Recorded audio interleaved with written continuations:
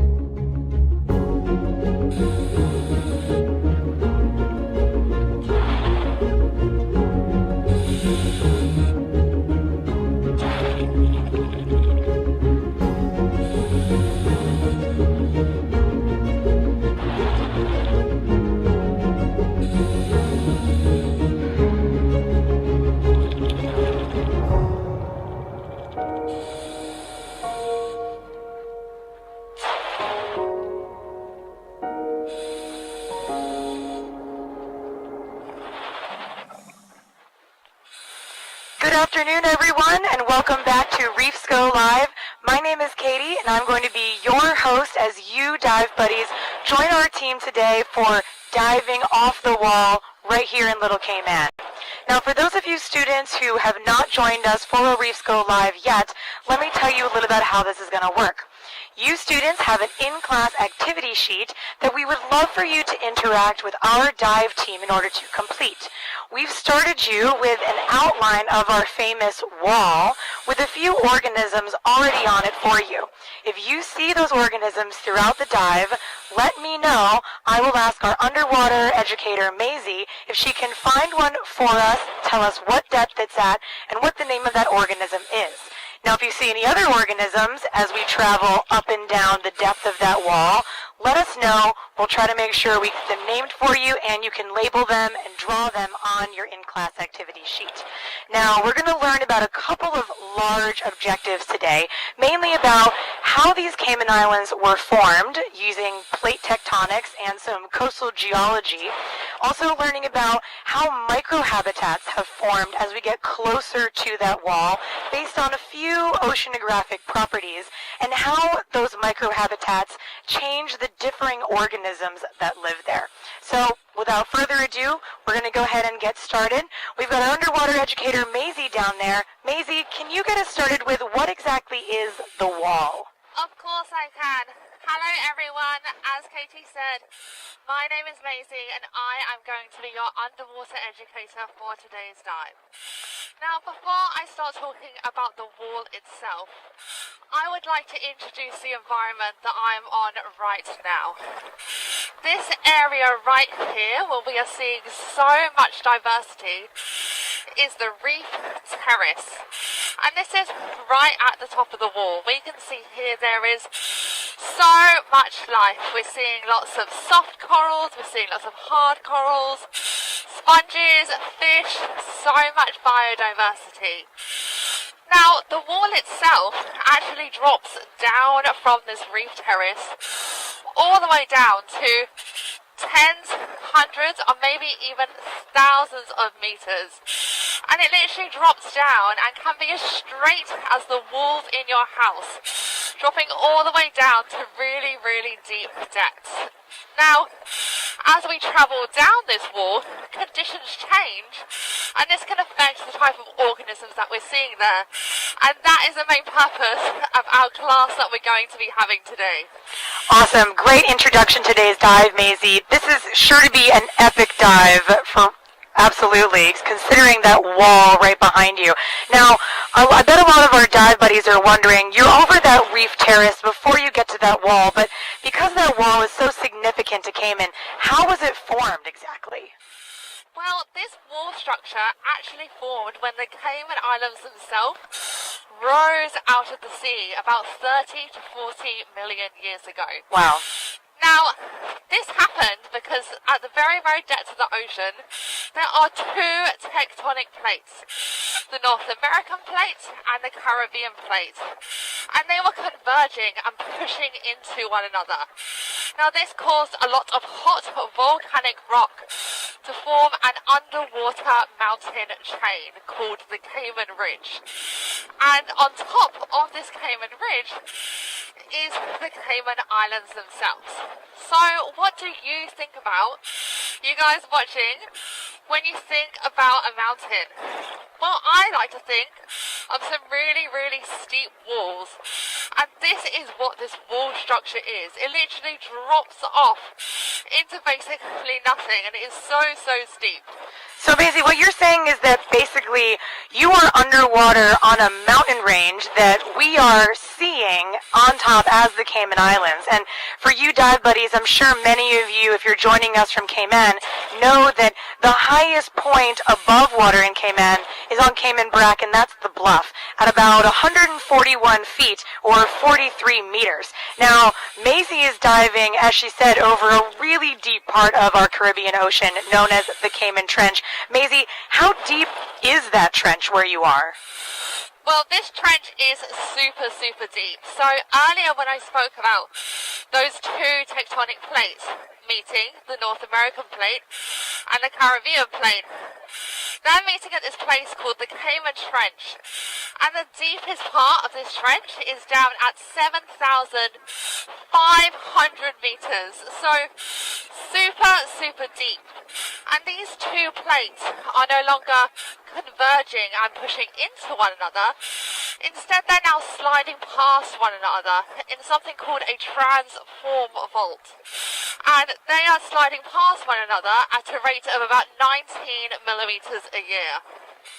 That's really interesting and something I did not know until we were working on creating this broadcast. So really cool to think about. We're actually moving 19 millimeters per year. And again, just to put the depth of this trench into perspective for you dive buddies, the deepest point in the ocean in the entire world is called the Marianas Trench, and that's out in the Pacific Ocean, and that's over 11,800 meters deep, more than twice as deep as the bottom of the Cayman Trench here, which Maisie and our team are diving over. So that's pretty deep.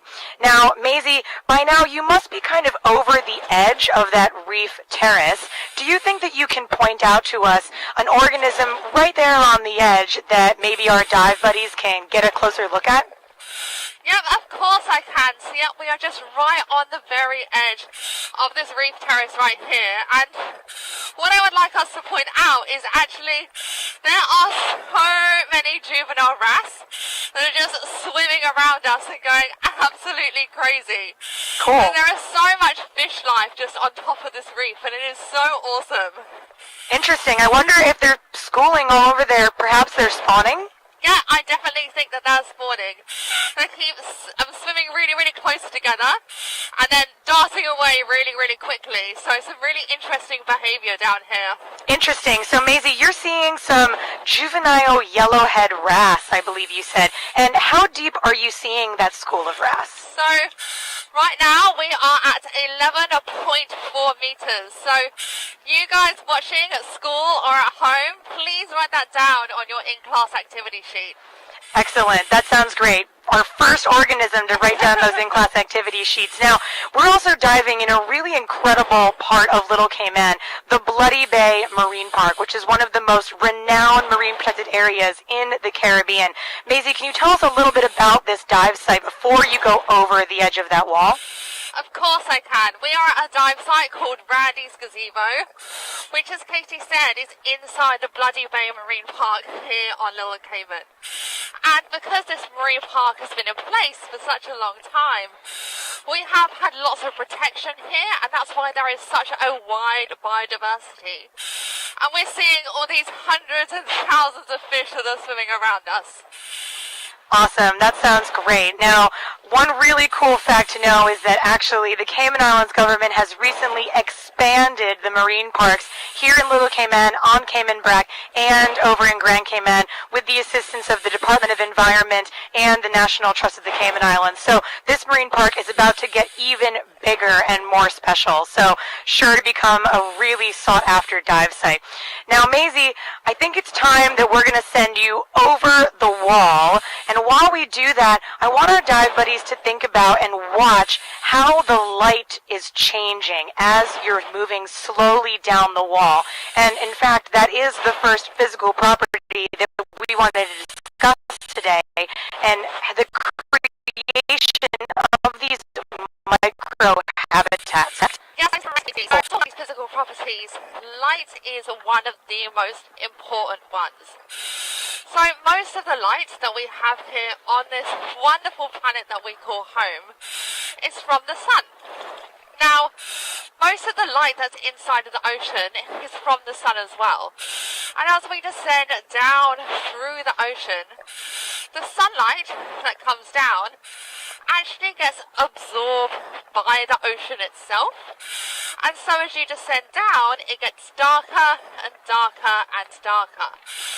And this is because, as I said, the water is absorbing it. So this gives us two key zones in the ocean.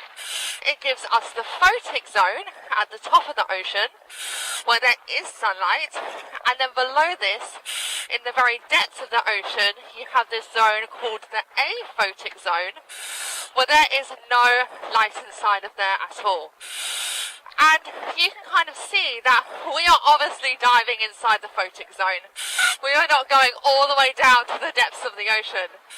But even as I'm slowly descending down, you can see that I'm getting a little bit darker and a little bit bluer as I'm descending.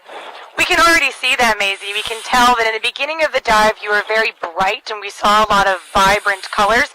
And even now, while you're just next to that reef terrace, we're losing a little bit of that color, and that's exactly what you were talking about with light attenuation. Now, for you dive buddies at home, Maisie was talking about the photic zone versus the aphotic zone. Photic, the root word meaning light. So that light is very important for organisms that require it for, again, photosynthesis, as Maisie said. Now, Maisie, do you have any organisms right next to you which maybe you could talk about using this process of photosynthesis and why they need to be in that photic zone? Yeah, of course I do. So I have this massive hermatypic coral right here. So if our cameraman Sam can get a nice zoom up of that. So let's just recap what a hermatypic coral is. Great. So a hermatypic, or a stony coral, is a singular animal called a coral polyp. Now, inside each one of these little kind of lumps that you're seeing on top of the coral, this houses a singular coral polyp, which I like to describe as an upside-down jellyfish. Now, this little upside-down jellyfish-like creature has actually secreted a little calcium carbonate home for itself, called a coral-like cup, which is what all these bumps are that we're seeing on top of the coral. Yeah, Maisie, we're getting a great shot from our cameraman Sam of those coral-like cups and the polyps there, and a beautiful, great star coral that's really red-looking. So we know exactly what you're talking about. Yeah, it looks so awesome. And these little jellyfish-like creatures, the coral polyps, they actually have a photosynthetic symbiotic algae that lives inside of their tissues called zooxanthellae. And because it is photosynthetic, it requires sunlight, like most plants, in order to be able to produce its energy and food. Most of which it gives to the coral itself. So the coral itself, this big colony, needs the sunlight in order to be able to survive. Totally makes sense, Maisie. Now, for any of our dive buddies who maybe aren't snorkelers or divers just yet, of course, we highly encourage you to go out and explore this incredible coral reef around our Cayman Islands, right in your front yard. But if you don't have the ability to go out and snorkel, our dive buddies can actually go for a walk along the iron shore and see evidence of these hermatotypic or reef-building corals right on that iron shore. Is that right, Maisie? Yeah, that is totally true. So when I was speaking about the Cayman Island formation earlier, I did say that we were mostly built out of volcanic rock. Now this is mostly true, but actually when this Cayman ridge formed, this underwater mountain ridge formed, it kind of ended just below the surface of the ocean.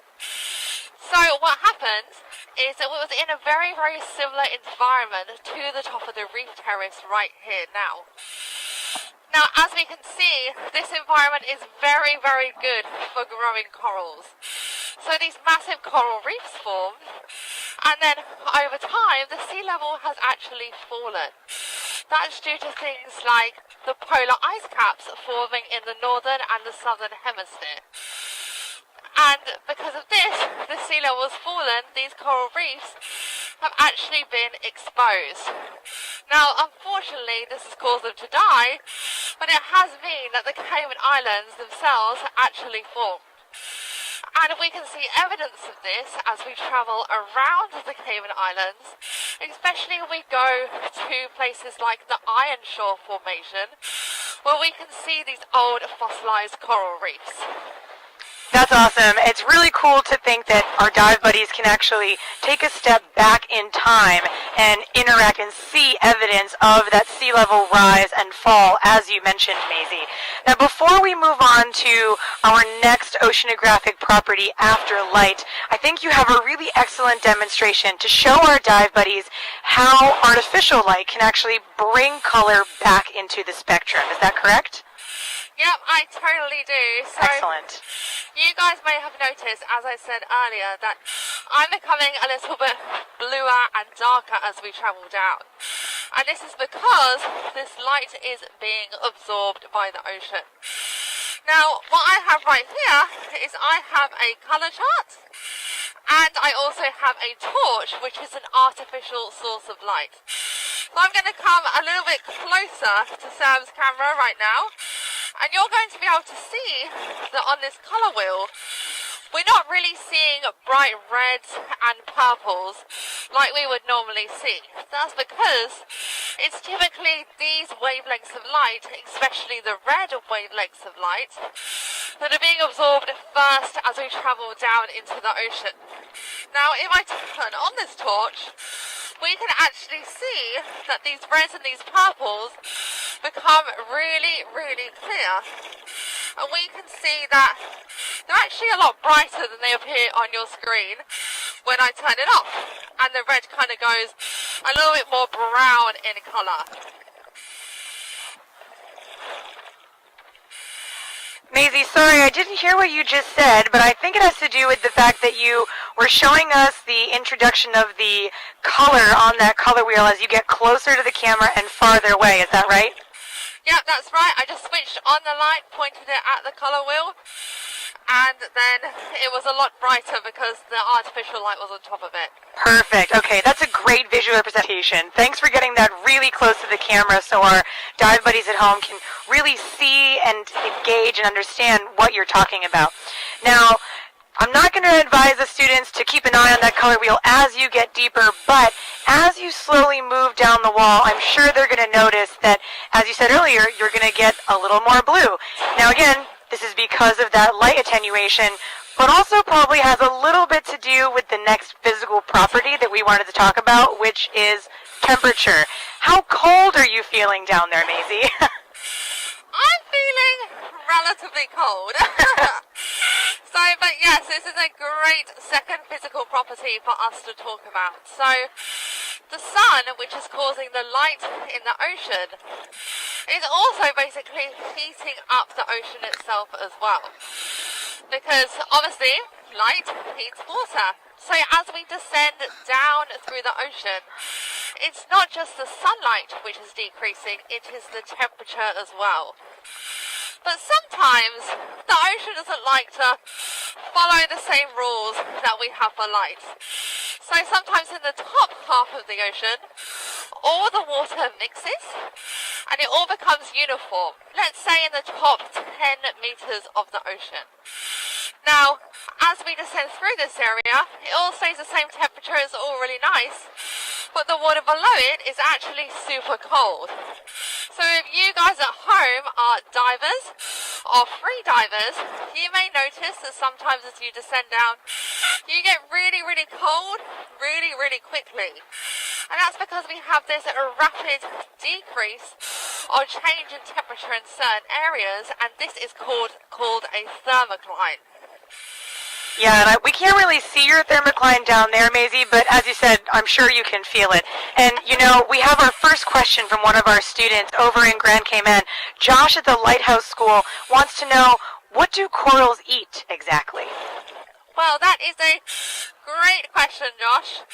And what they eat is actually, it is mainly, they're getting all of their energy from that photosynthetic algae that is inside their tissues called zooxanthellae. But at night time, they extend their polyps and they are just moving through the water column and they're trying to find inorganic nutrients that they can eat. Great answer, Maisie. And something that we've reviewed in some of our previous Reef School Lives as well. So Josh and the rest of the Lighthouse School, we'd love for you guys to see some of the other Reef School Live that we've talked about in the past, maybe a review of coral reefs where we really get deep in what is a coral, what they eat, how old they can get, all kinds of fun facts like that. So great question, and guys, keep them coming. We're here to answer your questions, so make sure you're giving us plenty to work with, okay? Now, Maisie, you were talking about that thermocline earlier. There are certain organisms which really can only survive in a limited threshold of temperature as well, including those corals that Josh was asking about. And they can only survive between about 23 and 29 degrees centigrade. What happens if temperature is outside of that range? So if temperature is outside of that range, it can actually cause this thing called coral bleaching, where the coral gets rid of its photosynthetic zooxanthellae, which give it its colour, but as we also mentioned earlier, they give the coral most of its food. So, and this happens with soft corals, even like this one that I have right here in front of me, which is at 14.8 meters. Great, thanks for noting that. 14.8 meters, this bent sea rod, I believe that is, or a soft coral. Yeah, that's totally true. And we also have a Nassau grouper that is just swimming us down past us here, which is super cool. Oh, sweet. So keep an eye out for that, dive buddies. A Nassau grouper coming down there. I guess we can see it, so great work by you guys and our cameraman, Sam. Yeah, definitely. I think that Nassau's probably down at 16 meters, so we're not going to go and swim down there. But kind of going back to coral bleaching, essentially it's causing the coral to lose its symbiotic algae. And then because it doesn't have its main source of food that comes from the algae, it can actually cause it to die. Okay, now Maisie, we do have a question coming in from Cayman Brack. One of the students wants to know, they didn't really see the Nassau grouper. It was below you and it was pretty camouflaged. Why might that be? So the reason that it looks so camouflaged is because it's actually trying to blend in with the surroundings. So if you look at a Nassau grouper, it is dark on the surface and it is white on the underside. Now, if you are a prey, that the Nassau grouper is trying to hunt. If you are looking at it from above, like I was, or we were just now, then you're not going to be able to see it very well. However, if the Nassau is swimming above you, and it is showing its white underside, then you're also not going to be able to see it very well either.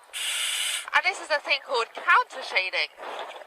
And this is so that the Nassau grouper can kind of hide from the prey that it is trying to hunt. So it is a super cool adaptation. That is awesome. I'm so glad we got to see an apex predator with counter shading. That's something that you dive buddies of ours should keep an eye out for. And it's something that we see exhibited in many apex predators. So you may see that counter shading in sharks, other groupers, some snappers, even some stingrays as well. So keep an eye out for things like that. That's a great question. Now, Maisie, we've talked a little bit about the light attenuation as a physical property, kind of building these microhabitats, as well as temperature. So as I'm sure all of our dive buddies can tell, it's pretty wavy up here, which is another physical property which really forms these microhabitats. Can you please tell our dive buddies a little bit about that? Yeah, of course I can. So, wave action only really affects the very, very top of the reef terrace, the top of the wall. That's because most waves are formed out at sea, and they're actually formed by the wind blowing across the very surface of the ocean and causing that water to move.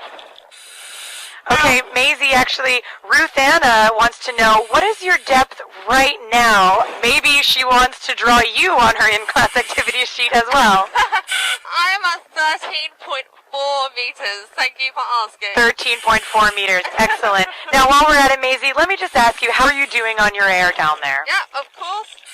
I am on 120 bar. Thank you for asking. Great. Now, we do about 15-20 minutes left of our dive, so plenty of time to highlight some more of these awesome organisms down there.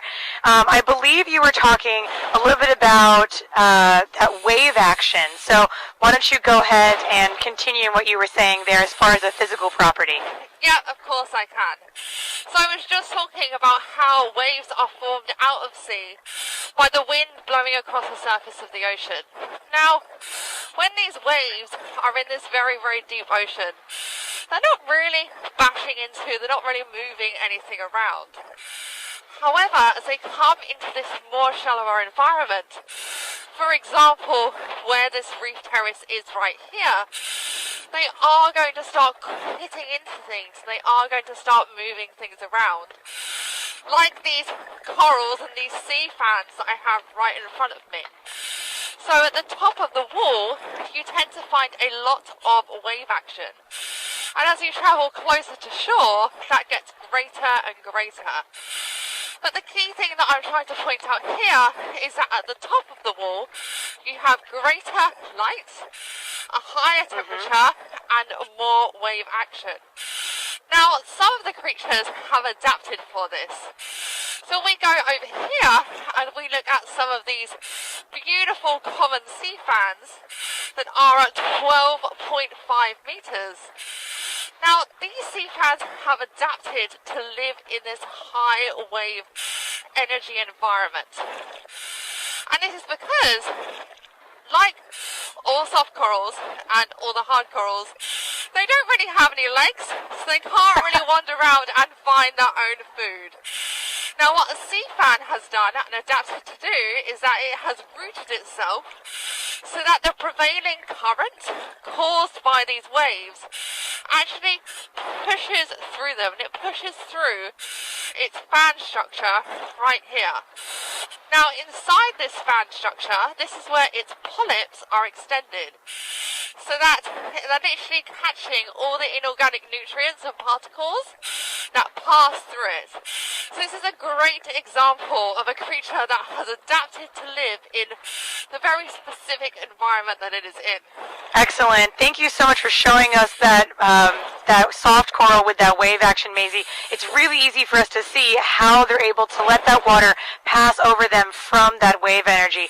And I think here is a perfect place to kind of insert that this is another reason why our coral reefs are so important for humans and the natural environment. those waves in a large storm are really dissipated by that Cayman Trench and our wall and the coral reefs surrounding all of the Cayman Islands. So right there, a perfect reason why we need to protect them for the future. Yes, I totally agree. And this is, such a biodiverse area that we just want to protect it just for the huge amount of species that live here as well. Now, Maisie, we've actually got some questions from York, England for you. So some of your native people. B&D want to know, how many years can corals live for? That is an awesome question. And corals can live for such a long time. I spoke about earlier those little individual coral polyps that we find inside a coral. Well, they actually are just one individual, and they essentially clone themselves in order to make that massive coral colony. Now, because of this, the corals can live for a super long time. So they can live for thousands and thousands of years. And we think that all modern day corals are pretty much within this thousands of years sort of age range. Interesting. All right, now, Maisie, that is a huge fun fact about the age of our corals and how long they can live on our reefs. What depth are you at now?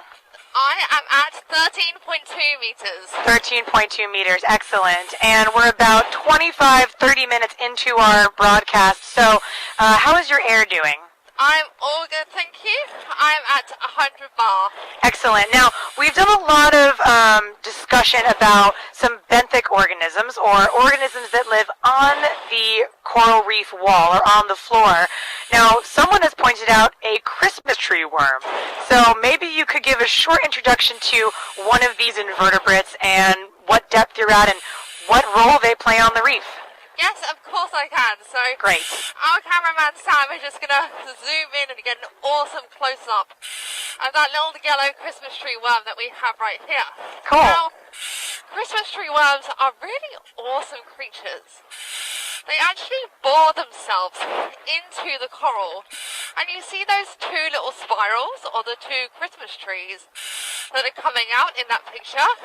Those are actually the two gills of one single worm. Whoa, so they have their gills on the outside of their home or their body, very dissimilar to fish that have their gills internally? Yeah, they are completely different.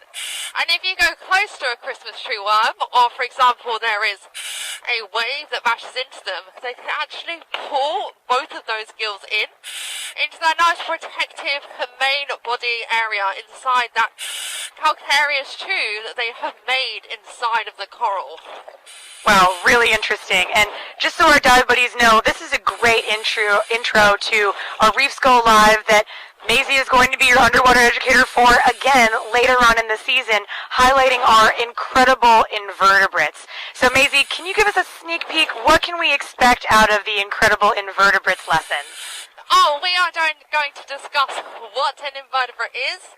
We're going to discuss a couple of the key invertebrate species that we find here on the Cayman Islands, and talk about their awesome adaptations to the different places where they live on the reef. But this Christmas tree worm that we have right here, for you guys watching at school with your in-class activity sheets, it is at 12.9 meters. 12.9 meters, excellent. Thanks for showing us that Christmas tree worm, Sam. That was great footage. And we've got our next question coming in from a friend of ours actually in Grand Cayman. Maisie, Nick Ebanks wants to know, is the wall a great place to see sharks and other big fishes or apex predators? It is. Thanks for that awesome question, Nick. This is a great place to see those really big pelagic fish. And by pelagic, I mean that fish that swim out in the open ocean. Because let's face it, if we look at the coral reef here that I have on my left, this is a very, very different environment to the big blue that is over here on my right. And the fish that live in these two separate areas have very, very different livelihoods. The fish that live on the coral reef tend to be a little bit smaller, compared to the fish that we find out in the big blue over here, that essentially grow really, really big, really, really quickly, and don't have as long-lived lives as the fish on the coral reef. So in this environment here, you are going to see the smaller coral reef fish and also the larger pelagic fish as well that are swimming by. So fingers crossed we get visited by some of those bigger species during this broadcast. Absolutely. I think we'd all love to see some really big stuff coming in to check out our broadcast. Maisie, we're getting some excellent footage of the comparison between that beautiful coral reef on your left-hand shoulder and that deep blue abyss on your right-hand shoulder. The comparison between those two environments right next to each other is incredible, and it looks amazing. So many of our dive buddies really want to join you right now, but it's a little bit scary. How can they join you in the future for a snorkel or a dive? Well, guys, if you want to go snorkeling, then there's so many different spots that you can go to around the Cayman Islands. And I know that some of you guys that are watching may already be scuba certified, but if you're not, then you can always try that out in many of the scuba shops that we have here as well. But if you guys at home want to come snorkeling or diving with me, then you can definitely come and join us on some of CCMI's awesome education programs, either our marine ecology courses or our sea camps that we hold in the summer, because I would love to explore this beautiful environment with you. That sounds great, Maisie. I hope all of our dive buddies are able to take the opportunity to do that. Now, our cameraman Sam is seeing some beautiful fairy basslets on that wall right now, and that really ties in nicely with a question that we just got from another friend, Federico from Italy, wondering how do all of these colors exist on this coral reef? What is giving us those colors exactly? Well, what is giving us all of those colours? Are we talking about the corals, or are we talking about the fish themselves? I think he wants to know a broad answer to both. He's just really impressed with all of the vibrant colors that we're starting to see as you guys slowly start ascending back up that wall. Well, the reason that we have so many exciting bright colours on the coral reef is mainly because there is so much diversity, and so different species have to look really bright and colourful in order to stand out with one another. And this is very typical of very biodiverse ecosystems. Think about if you have a tropical rainforest jungle. There's lots of birds there, for example, that have really, really bright feathers so that they can stand out to their species. And it's very similar with all the fish that we have here as well, just like these awesome fairy basslets that are just down here next to me. Yeah, they're really beautiful and popping off of that reef, which is great to see. It also shows a little bit more about that biodiversity that you were talking about earlier, and how everything just seems to be so much healthier down there than some other reefs that we've seen locally and around the world. Lots of fishes, lots of corals. What depth were those fairy basslets that we saw at? Can you tell our dive buddies? So these fairy basslets are at 12 meters. 12 meters, excellent. And we have about 5 to 6 more minutes on our dive today, Maisie. So I can see that now you're back up on that reef terrace or that reef edge. Any other organisms of note that maybe our dive buddies could mark down on their in-class activity sheets? Yes, of course. What we're going to do now is we are going to look at several sponges I'm actually seeing on the reef. So we're just going to come over here and we are going to look at this awesome yellow tube sponge that is just right in front of me. Oh, cool. Yeah, it is super cool. So yellow tube sponges are really important for the reef because earlier we mentioned some sponges as well, and the role they're playing on this reef as sort of the cleaners of the ocean or the vacuum cleaners of the sea. Again, eating a lot of that detritus and a lot of those really small particles and molecules and even nutrients that is dirtying up the oceans, and they're cleaning it out for us. So seeing those yellow tube sponges is really excellent for the health of the reef. And what depth is that sponge at, Maisie? So this yellow tube sponge is at 10.8 meters. 10.8 meters. On top of this tube sponge, we can see a couple of brittle starfish that are just inside the main hole that we have right here. Oh, some brittle stars, you said? Yes. Oh, cool. Okay, probably another organism that we can highlight in our incredible invertebrates lesson a little bit later on. So, Maisie, I'm going to ask you to start slowly making your way up off of that reef terrace and making your way sort of back to the boat. We just want to make sure that we've got a little more time for some questions and that we can get a few more last-minute things in before we have to say goodbye. So Spot Bay Primary School is wondering, we've mentioned a couple different sponges. How many different species of sponges are there? Well, actually, here in the Cayman Islands and in many places of the world, we know barely anything about sponges. We have got no idea how many species there are. I think we actually had a sponge biologist visiting CCMI a couple of years ago.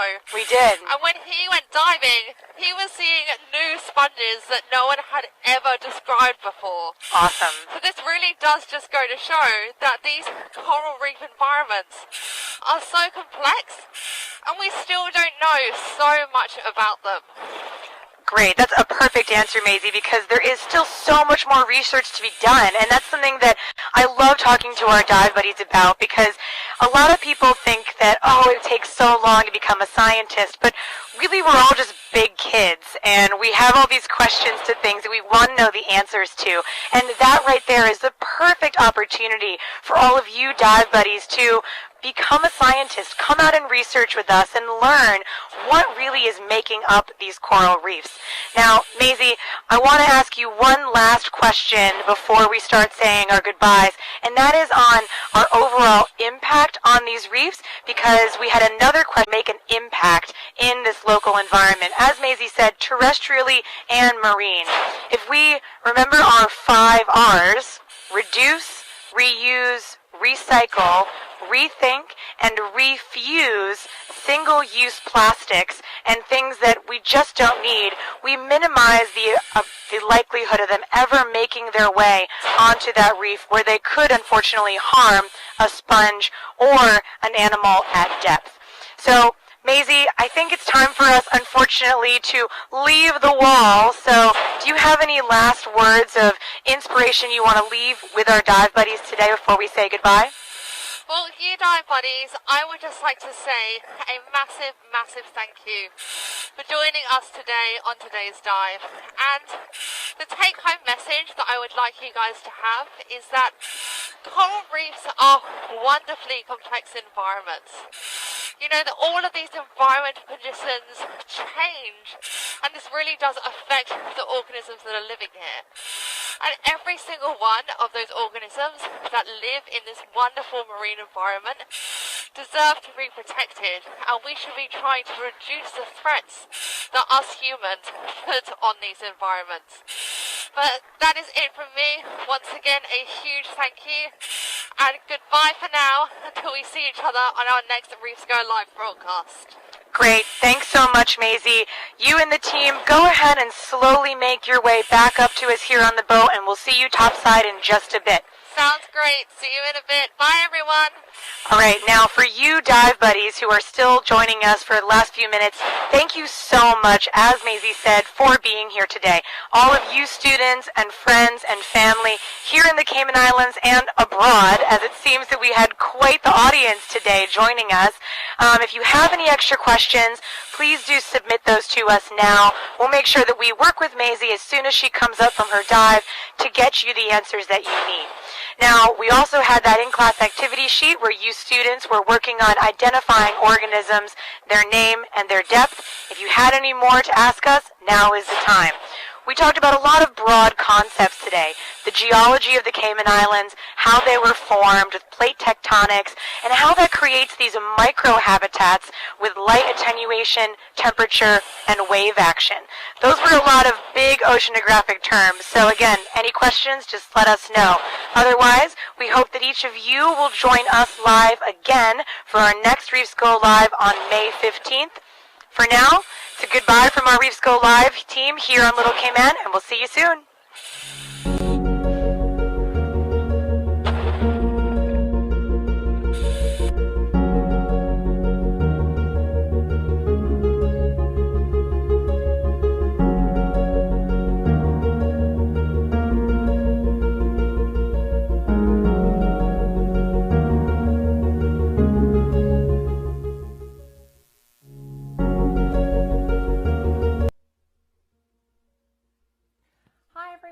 Thank you so much for joining us for our rebroadcast of Diving Off the Wall. We had so much activity in our chat box, and we're so happy to see that so many people were tuning in and watching this show.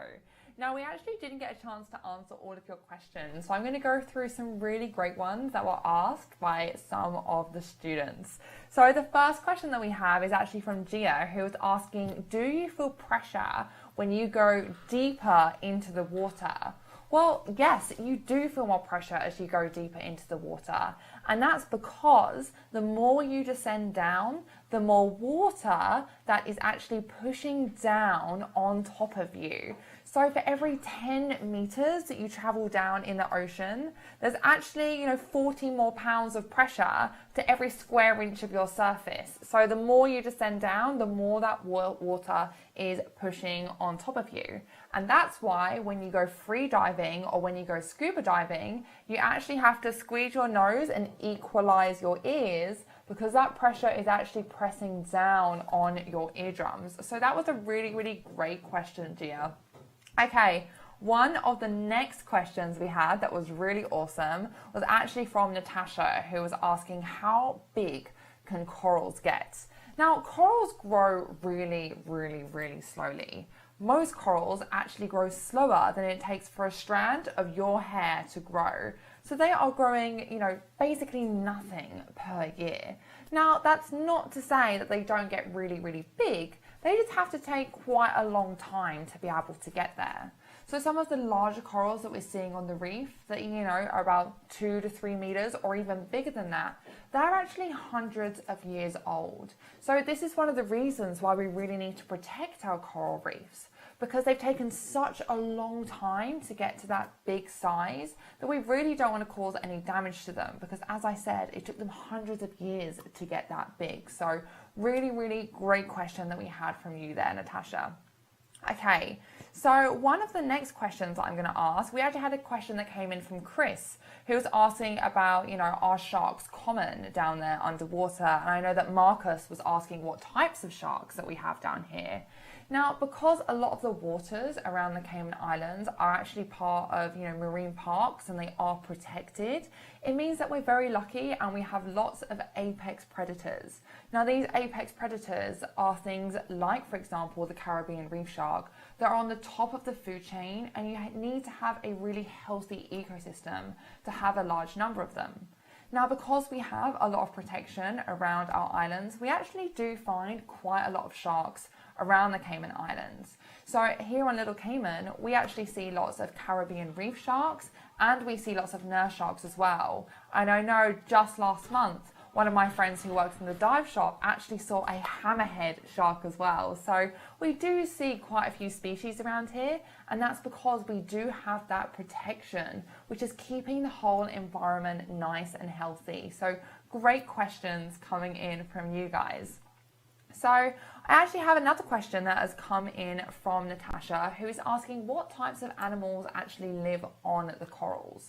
Now, in the broadcast that we just watched, we did talk about how corals are lots and lots of tiny creatures called coral polyps.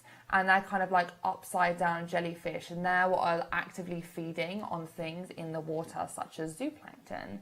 But those are the creatures that make up the coral. But there are different creatures that can live and bore onto the surface of the coral. Now, we saw one of those in the broadcast, and that was a Christmas tree worm. So the Christmas tree worm actually bores a hole into the coral, and those two little feathery bits that you see sticking up that looks like those two mini Christmas trees, those are actually the gills of the worm. So that is super cool. And we also find some sponges that bore into the surface of the coral as well, and they can live on it. So that is a really awesome question, Natasha. So we actually have a question that is coming in now, and is, if coral is an animal, why don't they move? Now that is a really great question, and we actually spoke about this quite a lot in the broadcast that we did a couple of weeks ago called Incredible Invertebrates. So not all creatures actually have the ability to, for example, walk or to swim around the reef. A coral, just like things like a sponge, just like some algae, for example, and anemones, are actually sessile creatures. And this means that they actually stay and grow in one spot, and they don't have the ability to be able to move. So we really need to make sure that we are protecting the environment for these guys, because if there are environmental threats, so for example, the temperature of the ocean warms, they're not actually going to be able to swim and move away from those threats. And this actually ties in really well into a question that we had from, the username here is ElectroSkull. It is, has there been any major changes to the sea lately? Now, there has actually been quite a lot of major changes. And as I said, we did speak about some of those in our previous broadcast called Incredible Invertebrates. So do take a little look at that broadcast if my explanation now isn't good enough for you guys. But there has been lots of different changes. The ocean has been getting warmer, the ocean has been getting more acidic, and we have been getting a lot more storms. There's been a lot more wave action that has been going on. So yes, the oceans have been changing on a global scale, and this is happening terrestrially as well. So it's not just happening underwater, but there are lots of environmental changes that are happening as a result of global warming and accelerated climate change. So yes, lots of changes have been happening in the ocean. Okay, I think I have another question that has come in from Gia, who is asking, did the colours of the corals die out, and are the colours lost over time? Now that is a really great question that is coming through. And no, corals actually keep their colour for as long as they are alive for. They don't fade out over time. It's not like with our hair that goes grey as we get older. No, the corals maintain their colour the whole time, because the colour inside of the coral is actually caused by the algae that lives inside of its tissues, called the zooxanthellae. And this algae is needed because the algae provides the corals with most of its food, because it undertakes photosynthesis and it produces sugars, which are the coral's food source. So they maintain their colour the whole time, but sometimes due to some of the stressful environmental conditions I was just speaking about, corals can actually lose their colour, and this is called coral bleaching. And this typically happens when the water gets too warm, and zooxanthellae, the algae that are living inside of its tissues, are actually lost from the coral, which means that the corals lose most of their food source as well. And unfortunately, sometimes corals can die from this. So the only time you'll see a white coral is if it has undergone coral bleaching due to stressful environmental conditions, or for example, it's already dead and you're just seeing the skeleton on its surface. So I have another question that has come in here, and this is from V Chrome. So if a coral breaks in half, will it grow back? Now that is a really interesting question, because this is actually one of the ways that corals reproduce. So if we think about a branching coral that's got lots of branches like this, and half of it breaks off, then this section of coral is going to be floating about on the reef, and it's still alive, as is the section which is nice and maintained over here. So yes, if a coral breaks in half, it is going to stay alive, and then over time these two individual colonies will find nice secure areas on the reef, and they will hopefully grow back and form their own individual corals. So very, very, very cool. And that's because they're made up of these tiny organisms called polyps. So it's not like, for example, us losing a limb. It is like breaking in half and they are still growing and they're still their own individual creatures. So I think those are most of the questions that we have had on our chat. I just want to say a massive thank you to everyone that is tuning in. Oh, no, we have one more question. Sorry. Thank you very much, Gia. I have one more question from you. And this is, what happens if the corals die off? This is a really excellent question, Gia. If the corals die off, then we essentially don't have any more coral reefs at all. And that's kind of like imagining a forest without any trees. So a coral reef provides structure, it provides home for lots and lots of different creatures, all the different fish, all the different invertebrates. Everything requires the coral reef to actually have a home and a place to live and a place to go and find food. So if we're losing all of the corals, then we're completely losing that habitat. And that is why coral reefs are so important.